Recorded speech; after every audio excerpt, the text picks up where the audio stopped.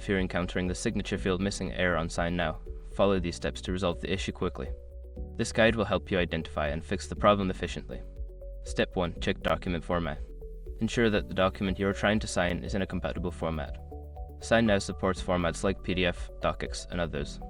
If your document is not in one of these formats, convert it before uploading. Step 2. Verify signature fields. Open the document in SignNow and check if the signature fields are properly placed. If they are missing, you can add them by selecting the Add Fields option and dragging the signature field to the appropriate location. Step 3. Refresh the page. Sometimes, a simple refresh can resolve minor glitches. Reload the SignNow page and try accessing your document again to see if the signature fields appear. Step 4. Clear browser caches. If the issue persists, clear your browser's cache and cookies. This can help eliminate any stored data that might be causing conflicts with the SignNow platform. Step 5. Contact support. If none of the above steps work, reach out to SignNow's customer support for assistance. Provide them with details about the issue, including the document type and any error messages you received. By following these steps, you should be able to resolve the signature field missing error on SignNow.